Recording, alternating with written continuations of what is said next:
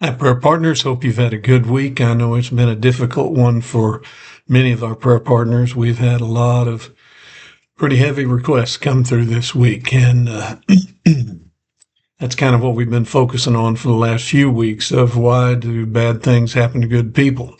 Why do folks go through difficult times? How come there's this challenge? How come that challenge? Is God watching? Does God care? And all the questions that come up about that. And we've been paralleling that a little bit with the book of Job, because Job asked some of those same questions. As a matter of fact, Job got to the place in his life after all of the problems he was going through of asking God a lot of questions. And then in Job chapter 38, it says in verse 1, Then the Lord answered Job out of the whirlwind and said, Who is this who darkens counsel by words without knowledge? In other words, Job, you really don't know what you're talking about. I've heard your questions. I know what you're going through. I understand what's going on. But Job, what you need to understand is I have never left you. I've never forsaken you. I've always been there. I'm hearing your prayers. I have a plan. There is a purpose, and there is a reason behind all of these things going on with you. And I think before we've mentioned in the last couple of weeks, Romans 8:28, all things work together for good to them that love God and are called according to his purpose. That doesn't mean everything's good. It doesn't mean everything's joyful or pleasant. But what it means is God has a plan. He has a purpose. There's a reason behind it. And he's using all of those things we don't understand, we don't enjoy, we may not like. He's using it for a reason.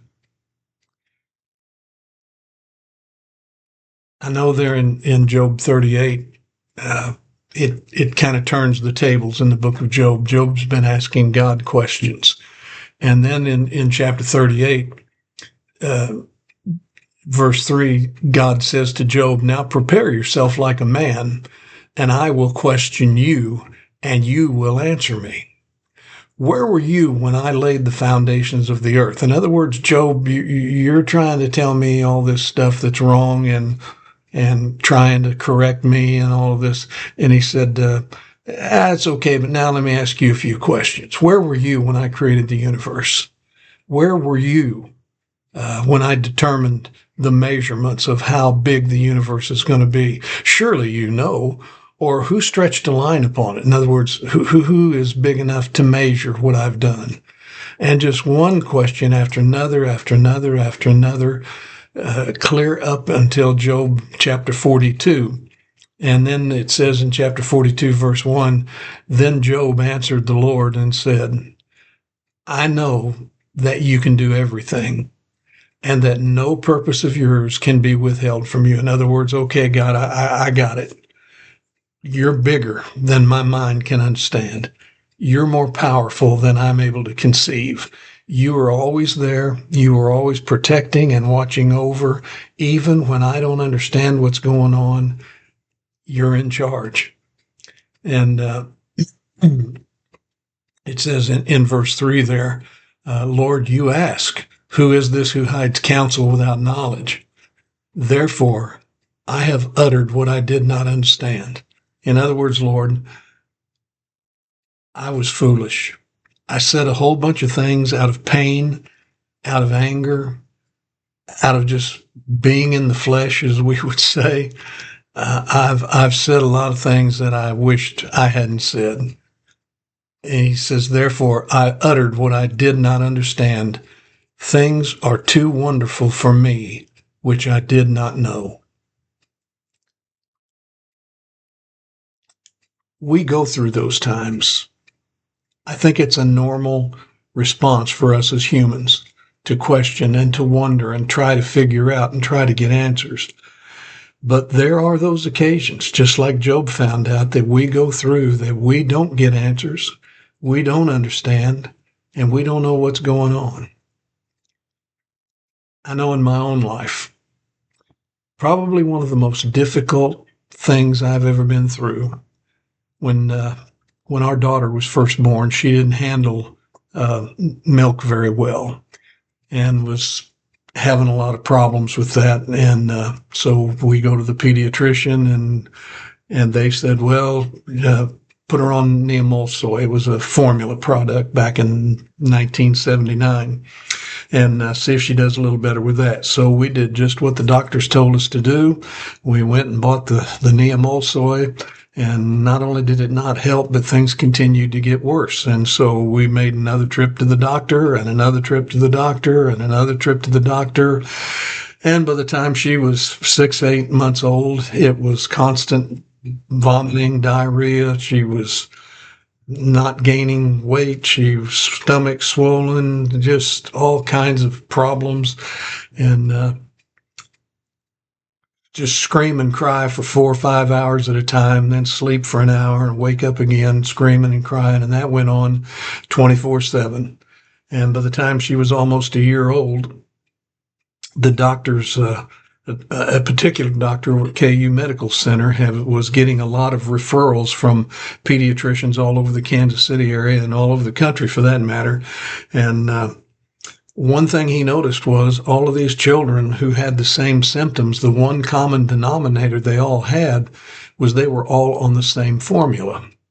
Long story short, they found out that this company called Syntex, who was the manufacturer of Neomolsoy and another baby formula called Cho-Free, they decided that it's not good for human beings to have all the salt in their diet because of what salt does to the heart and the blood system and all of that of adults. If it's not good for adults to have a high sodium intake, then surely it's not good for babies. They didn't do any testing. They didn't have to meet any government regulations. As a matter of fact, in that day and time, 1979, there was more federal regulations on pet food than there was on infant formula. They could put in anything, take out anything. They didn't have to go through any tests or regulations. Only thing they had to do was put whatever was in it on the label, and that was the only government restriction there was.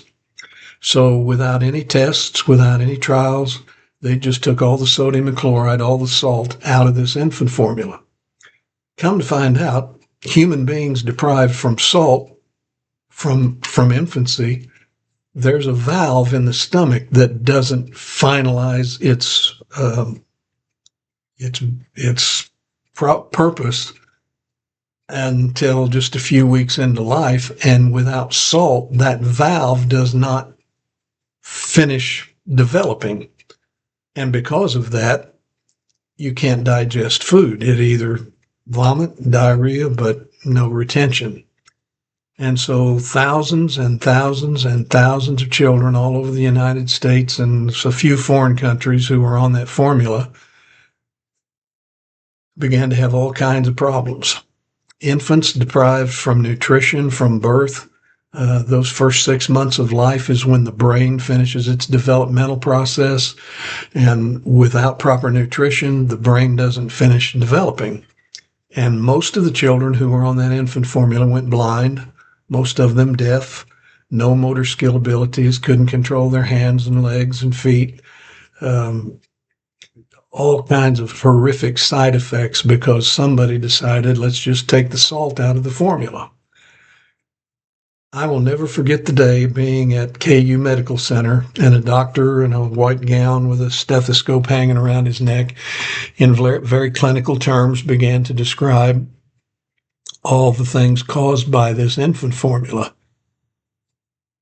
And then he said, even though we've now discovered what has caused the problem, just because salt is introduced back into the diet, that does not mean it's going to fix any problem.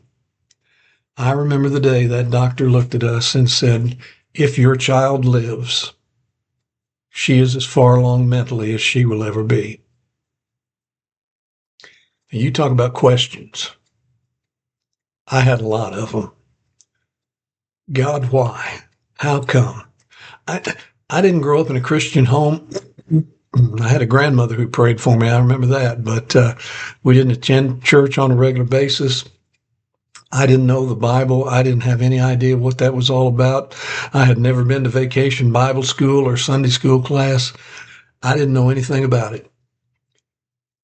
But my question was, God, if there is a God, why would you allow all this to begin to happen to children, innocent children? I mean, God, if you zapped me and sent me straight to hell today, I understand I got it coming. I deserve it.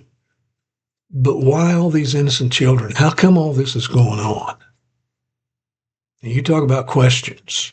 I was right there beside Job. I had a lot of questions. And so trying to find answers to those questions, I decided one day I'm going to go buy a Bible, see if I can find any answers in there. And I brought that Bible home and hid it underneath a stack of towels in the back bathroom so Cheryl couldn't find it. I didn't want her to know I was reading the Bible. That was for men. You know, men didn't read the Bible. That's for women and sissies and all that stuff. But I was desperate enough and hurting enough that I wanted answers. Have you ever read the Bible? I started off in Genesis chapter 1, verse 1. In the beginning, God created the heavens and the earth. Genesis, Exodus, Leviticus, Numbers. What has all these rules and regulations and laws and all this ancient history got to do with living in the 20th century? And then but I was desperate enough. I kept reading and finally got back into the New Testament after several months. And I will never forget it as long as I live. I was sitting in the back bathroom of our home, hiding from Cheryl, reading the Bible, and I read Romans 5:8. God demonstrated his love towards us in that while we were yet sinners, Christ died for us. And I said, wait a minute. Now, if I understand what this means, that verse says that you allowed your son to go to that cross and die to prove to me, to demonstrate to me that you love me. I'd had people tell me, if you don't cut your hair and quit smoking and drinking and cussing, you're going straight to hell. I had people tell me, if you don't do this, if you don't do that. But I don't ever remember, I was 26 years old at that time, and I don't ever remember anybody ever telling me, Ron, Jesus loved you enough to die for you on the cross. I didn't understand that. I remember thinking, God, how could you love somebody like me that much? And I didn't know anything about a sinner's prayer. I didn't know anything about Romans road to salvation. I didn't know any of that stuff. But I got on my knees in that bathroom and I said, God, if that's true and you love me enough to send your son to die on that cross, please forgive me. I know I'm a sinner. Nobody needed to tell me that. I'm sorry. Please forgive me.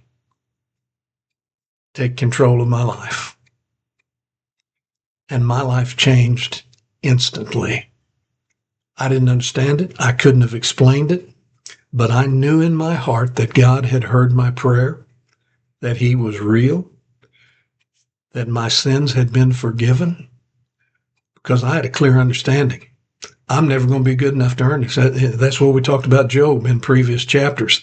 I'm never going to be worthy of this. I'm never going to earn it. I don't deserve it. But God, you're all powerful. You're everywhere. You know everything.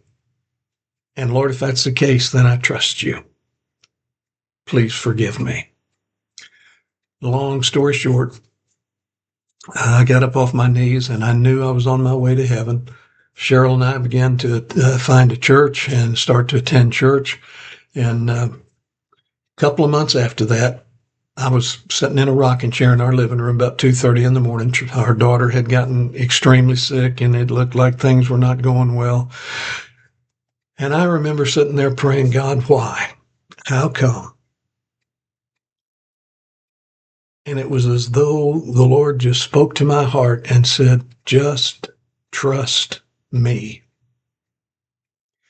And I said, Lord, but this preacher says this and this preacher says that, and I don't understand any of these things, and I don't know what's going on. And Lord, we need your help. Doctors can't do anything. They don't know what to do. And there's a little girl laying in there who's hurting. And if you can help her, please help her. I didn't hear anything. No thunderclaps, lightning bolts, nothing. But about 2 weeks later, our daughter went to bed one night, woke up the next morning, totally, completely healed, healthy, and well, has never had any side effects. Far as we know, she's the only one who was on that infant formula that got better. Most of the children who were on it died. Most of them suffered severe physical handicaps. And they questioned us and asked us all kinds of things and ran tests and this and poke and prod and everything else, trying to figure out how our daughter got better. And I told those doctors the only answer I have: she went to bed sick. She woke up well. There's a God in heaven who can do whatever the Bible says he can do. I don't understand it. I can't explain it, but I believe it and I trust it. And that's good enough for me. We still go through times of questioning and testing, but you can trust him. You may not understand. You may not have the answers.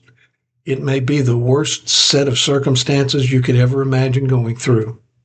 But know this: God has a reason. He has a purpose. He is on the throne. He is in control, and you can trust him. It's too long of a story to fit into these 10-minute segments, and I see I'm already at 16, 17 minutes here, but we'll try to pick up a little bit more of this next week.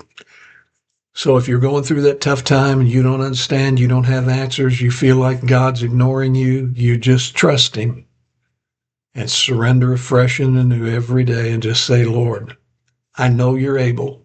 I know you have a plan. I know you have a purpose, but I need your help. God bless. Have a great week.